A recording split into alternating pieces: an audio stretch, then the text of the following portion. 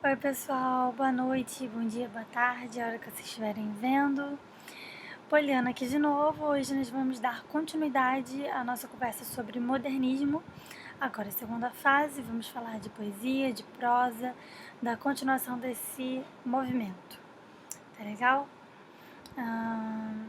Bom, o que estava acontecendo, né, no mundo, no Brasil, como que isso influencia o movimento, né? Um pouco antes, né, um ano antes, a gente tem a quebra da Bolsa de Valores de Nova York. No Brasil, isso fez acabar o que a gente chamava de política do café com leite, né, que tinha ali a elite cafeeira que dominava a política brasileira. Quando o João Pessoa ganha as eleições como vice de Getúlio Vargas, depois ele é assassinado, o que causa a Revolução de 30 e o início da Era Vargas, né? As pessoas tinham então nesse momento uma ideia de catástrofe eminente por causa da presença do autoritarismo no mundo e com razão, porque em seguida ele aconteceu no Brasil com o Estado Novo, né? Então a literatura nesse momento ela tem uma missão ideológica de denúncia muito forte, né? A função social da literatura ela está muito presente em diversos autores, não como regra, mas como algo que permeia esses anos, né? As representações regionais, né, dos tipos regionais, elas ganham uma criticidade um pouco maior nesse momento, né? A gente viu no slide anterior o personagem Jacatatu, criado pelo Monteiro Lobato, né? A figura de um caipira paulista que não tem instrução, que é preguiçoso, é um tipo desvalorizado do brasileiro, né? É um tipo que é como se fosse uma chacota, né, nacional.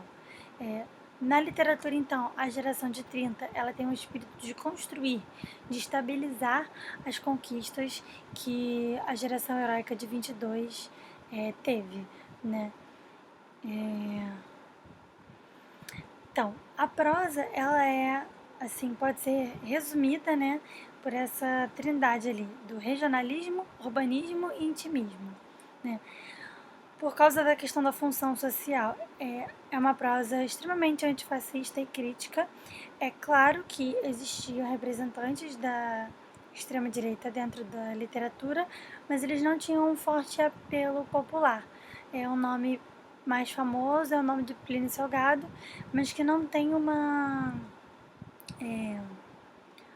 literatura muito conforme o movimento, conforme a geração. O que caracteriza o romance de 30 é principalmente a análise crítica da realidade, né? Então, tem até um caráter documental esse romance, muito influenciado pelos Sertões, do Euclides da Cunha, que a gente tinha falado um pouco sobre, né? Ainda tem muita influência do realismo e naturalismo, assim como nos Sertões, a questão do determinismo social. É, os tipos, né? O que acontece com a questão dos tipos sociais, do caipira, o caboclo, o cangaceiro, o vaqueiro, o beato, o carimpeiro, o retirante, todos os tipos, né, no imaginário cultural do Brasil nesse momento.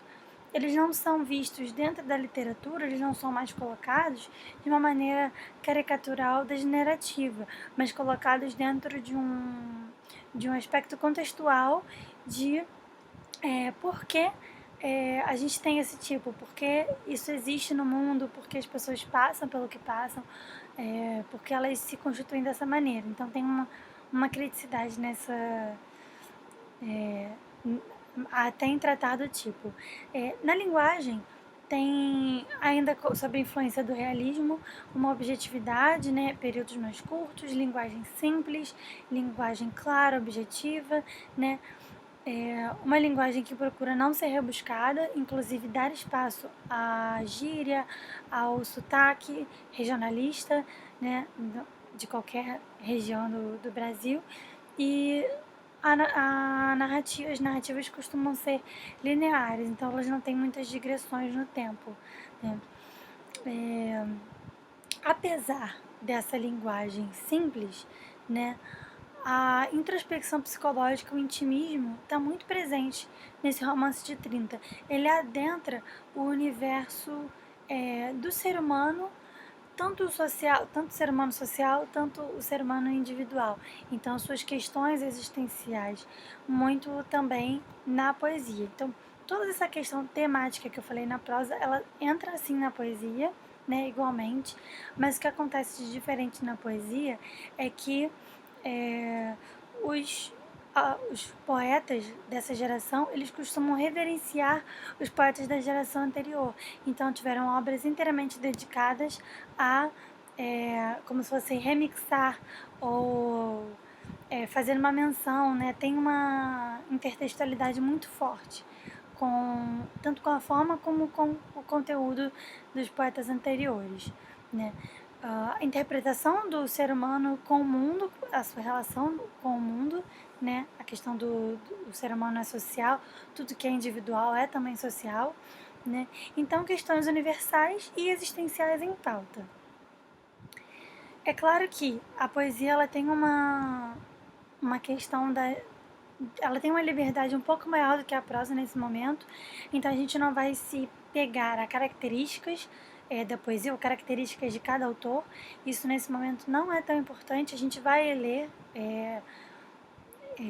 as poesias de alguns dos principais autores, dos mais famosos, mas não vamos traçar características de autores dentro da poesia, principalmente por causa da liberdade formal e da liberdade temática que eles têm nesse momento. Bom, vamos falar de Graciliano Ramos.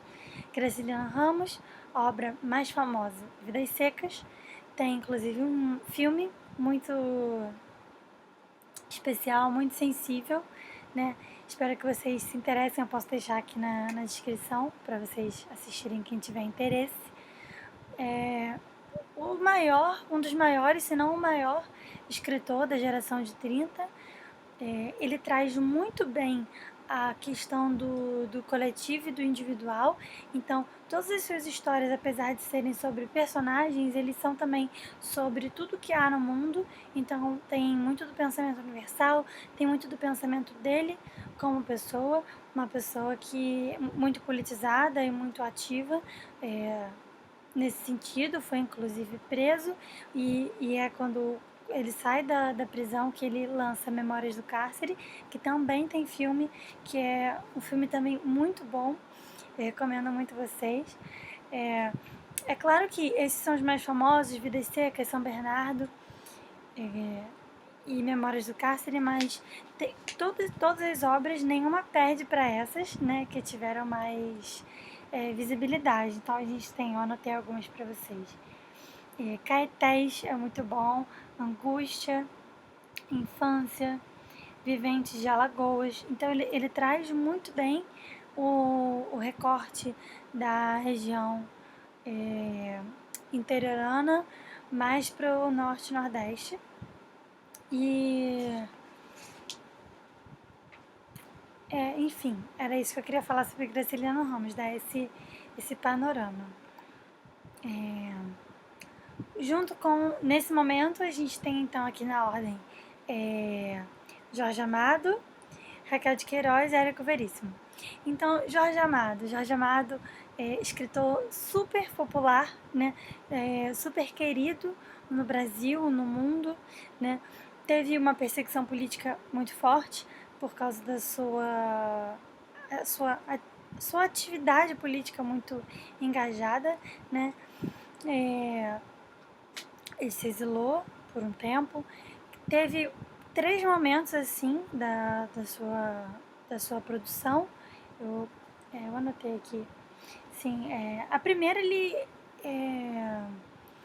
se dedicou realmente à sua questão social, à denúncia, à crítica, à questão política, né? E assim, nas primeiras obras, e uma das mais famosas é desse momento, que é Capitães da Areia. Filme também maravilhoso para vocês verem, então vocês podem ver que nesse momento a gente tem muita produção audiovisual e vale muito a pena, né? Vocês pesquisarem também depois cinema novo. É muito gostoso e enriquecedor, né? conhecer esse momento da cultura popular do nosso país. Na segunda fase, ele se dedica mais. Ah, não, são duas fases, Ele se dedica mais ao regional mesmo. Aí ele traz muitos aspectos culturais da Bahia, ele fala da comida, ele fala das pessoas, ele fala da música, ele traz muita vida mesmo para a poesia, muita identificação também por causa disso, né? E por isso é muito bem recebido pelo público em geral. Não muito pela crítica, a princípio, e não muito pelo governo também, né? E é nesse momento, nesse segundo momento, que tem Gabriela Cravo Canela, que tem Dona Flor e seus dois maridos, que tem Farda, Fardão, Camisola de Dormir e Tocaia Grande, que são entre as obras as mais conhecidas e que trazem mais esse recorte, né, cultural da Bahia.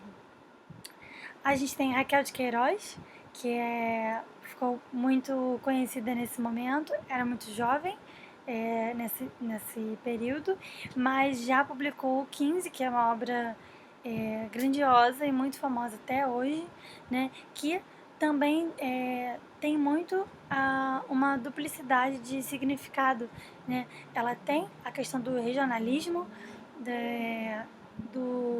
da prosa, como é que foi o nome que eu usei? Documental, é um tanto documental, você consegue ter muita informação verídica ali, mas ao mesmo tempo ela traz uma ficcionalidade muito bonita e uma investigação do interno, né, do ser humano, questões existenciais, questões pessoais, a vida ali naquele ambiente. E o Érico Veríssimo, que ele traz também o regionalismo, mas o regionalismo do sul. Os primeiros romances dele são urbanos, na verdade, e aí a gente tem também a presença da cidade nesse momento. Dos outros a gente também tem, mas muito mais para fazer o contraponto do que para dar atenção ao que acontecia no espaço urbano. E em seguida a gente tem ele trazendo uma obra que é muito conhecida, que inclusive foi adaptada também para filme, que é O Tempo e o Vento. E também tem um apelo popular muito grande e ficou muito, muito querido pelo público, né? Num terceiro momento, né, ele também tem um romance político bem conhecido, que é O Senhor Embaixador, o Prisioneiro e O Incidente de Antares, né? Nesse momento, isso já é um pouco depois da geração de 30, mas assim é importante porque depois a gente provavelmente não vai falar muito sobre o Érico Veríssimo. Érico Veríssimo, então, atravessou todo esse período e escreveu, inclusive, durante a ditadura, né? Militar já, não a de Vargas. Acho que é isso sobre a prosa. Vamos para a poesia. Poesia eu trouxe mais poesias para a gente ler mesmo, né, do que para caracterizar, né? Vamos falar um pouquinho do Carlos Drummond de Andrade, principalmente sobre essa primeira fase dele, que se chama fase gaúcha dele, pelo seguinte, né? Gaúcho significa torto. Então, ele nessa fase, né, ele tem uma marca de ironia muito forte, né? Tem o pessimismo, o isolamento, o individualismo, tem uma reflexão existencial, né? Ele traz muitos temas cotidianos, muitas coisas assim que algumas pessoas diriam não muito dignas da poesia, não muito algo que não se está acostumado a ver dentro do poema, né? Mas ele traz essa coisa do prosaico, do dia a dia mesmo. Aqui, nesse aqui, ele fala um pouco dele mesmo, né? O poema de 7 fases, que inclusive ele usa a palavra gaúcho, que depois foi designada para falar sobre ele mesmo, né? Então vou ler para vocês, e as outras eu também vou só ler, pra gente também não ficar com um vídeo imenso, tá? E eu vou mandar, já está na verdade na pasta, a apostila de exercícios nessa aula junto com esse vídeo, com os exercícios da primeira fase, prosa e poesia, e da segunda fase, prosa e poesia. E vocês podem sempre me chamar também, tá legal? Então vamos lá. O poema de 7 faces. Quando nasci, um anjo torto desses que vive na sombra disse: Vai, Carlos, ser gaúcho na vida. As casas espiam os homens que correm atrás de mulheres. A tarde talvez fosse azul, não houvesse tantos desejos. O bonde passa cheio de pernas, pernas brancas, pernas pretas, amarelas. Para que tanta perna, meu Deus? Pergunta meu coração. Porém, meus olhos não perguntam nada. O homem atrás do bigode é sério, simples e forte. Quase não conversa. Tem poucos, raros amigos. O homem atrás dos óculos e do bigode. Meu Deus, por que me abandonaste se sabia que eu não era Deus, se sabias que eu era fraco? Mundo, mundo, vasto mundo. Se eu me chamasse Raimundo, seria uma rima, não seria uma solução. Mundo, mundo, vasto mundo, mais vasto é meu coração. Eu não devia te dizer, mas essa lua, mas esse conhaque, botam a gente comovido como o diabo. Então ele fala ali do trajeto dele, né? Primeiro ele fala da pessoa dele, né? Quando ele nasceu, depois ele se descreve como homem lá embaixo, de bigode, de óculos. Ele fala das coisas que ele vê na rua e ele no final traz o leitor para o momento com ele. Ele fala: eu não devia te dizer. Quer dizer, isso já não faz parte do que eu estava pensando para essa poesia. Isso já faz parte de uma coisa que eu estou vivendo agora que eu quero dizer, que provavelmente ele está ali escrevendo à noite, bebendo, e ficou comovido, lembrando de si, de quando nasceu, do seu dia a dia, das coisas que viu, que pensou, e ele divide isso com a gente, né? Então tá aí o seu quê, de Carlos Drummond de Andrade. Vamos falar de Cecília Meirelles,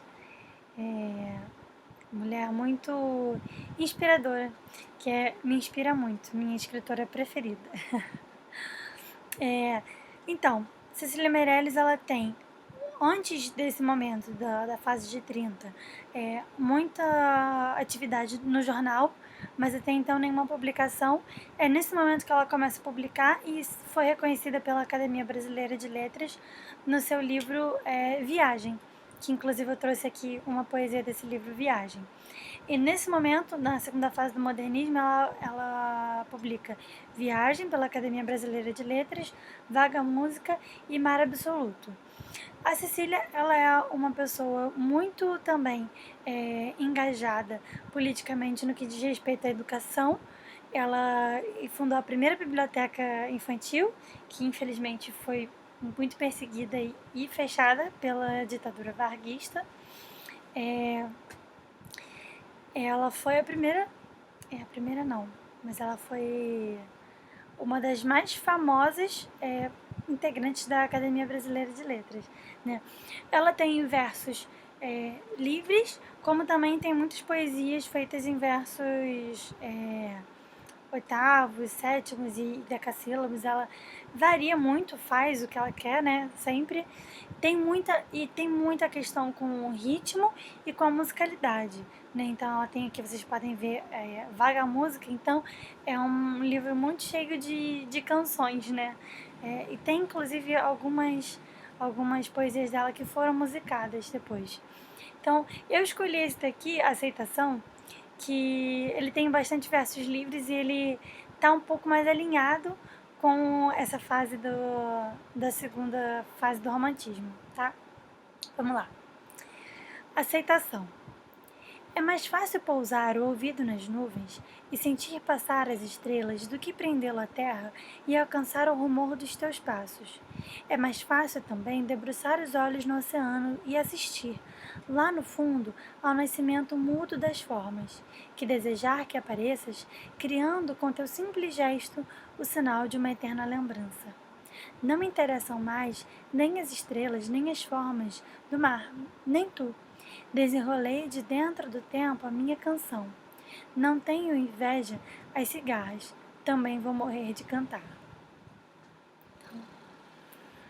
Então é isso. Essa foi a poesia que escolhi para vocês, mas indico muito que vocês conheçam as outras, tá? E Vinícius de Moraes. Então, Vinícius de Moraes, uma figura também muito diversa e muito plural, que assim como a Cecília, tem muitos sonetos, tem muitas coisas dentro da forma, tem, assim como ela, muita influência ainda do simbolismo, mas inova no que diz respeito ao conteúdo e de diversas maneiras. Uma das maneiras mais presentes na vida, e também por causa da biografia dele, é a temática amorosa erótica. Então ele fala da mulher, ele fala das suas relações, ele fala dos seus 1000 casamentos, com menos pudor do que a gente tinha na poesia antes, né? Então por isso eu escolhi esse poema aqui, A Uma Mulher, de 1933. Quando a madrugada entrou, eu estendi o meu peito nu sobre o teu peito. Estavas trêmula, e teu rosto pálido e tuas mãos frias, e a angústia do regresso morava já nos teus olhos. Tive piedade do teu destino, que era morrer no meu destino. Quis afastar por um segundo de ti o fardo da carne. Quis beijar-te num vago carinho agradecido. Mas quando meus lábios tocaram teus lábios, compreendi que a morte já estava no teu corpo e que era preciso fugir para não perder um único instante em que foste realmente a ausência de sofrimento, em que realmente foste a serenidade. Então, essa aqui não é muito picante, assim, não mesmo, mas eu achei ela muito bonita, por isso que escolhi. Mas ele tem outras que foram muito polêmicas. Vinícius de Moraes é uma pessoa extremamente polêmica, principalmente por causa da escolha de palavras. Tem uma poesia em que ele usa a palavra cadela para descrever, para caracterizar uma mulher, né? No aspecto erótico. No caso, ela queria ser chamada, mas ainda assim suscitou muita controvérsia. Agora vamos para o nosso queridíssimo e amado do Facebook, tadinho, que sempre colocam muitas frases que ele nunca falou, mas essas pequenas poesias ele realmente falou, realmente escreveu. Trouxe duas das mais conhecidas assim e que representam bastante a alegria dessa pessoa e a simplicidade também. Então, Poeminho do Contra. Todos estes que estão aí, atravancando o meu caminho, eles passarão, eu passarinho. Disse, quase com certeza, que esse poema, do Poeminho do Contra, ele foi escrito exatamente pelo caso dele nunca ter sido aceito ou convidado para fazer parte da Academia Brasileira de Letras, que foi uma coisa que entrou-se muito em pauta sobre isso, sobre a possibilidade dele entrar, e aí ele nunca entrou. E aí ele, falando exatamente para essas pessoas que atravancaram o caminho dele para entrar na academia. Eles passarão, né? Ficarão para trás, morrerão. Eu, passarinho, eu simples, eu fazendo simplesmente o que eu amo fazer, não preciso estar nesse lugar, né? E o outro que eu tô tic-tac. Esse tic-tac dos relógios é a máquina de costura do tempo, a fabricar mortalhas. Então, ele tem alguns poemas assim, muito simples e muito figurativos, né? Ele sonoro, né, também, o tic-tac, o passarinho, o relógio, então ele tem uma coisa visual, né?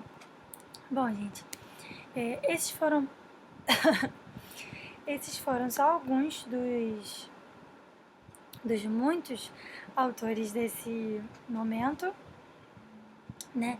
Eu espero que vocês tenham gostado de conhecer, que assistam muitos filmes nessas férias. Vou deixar o máximo de links de filmes que tiverem aqui no YouTube gratuitos para vocês nesse momento, tá? E espero encontrar vocês ano que vem, ou não encontrar, que seria melhor ainda, que significa que vocês passaram. Mas por causa da questão da pandemia e da prorrogação das provas, eu acredito que a gente se veja ainda no ano que vem, por aqui ainda, né?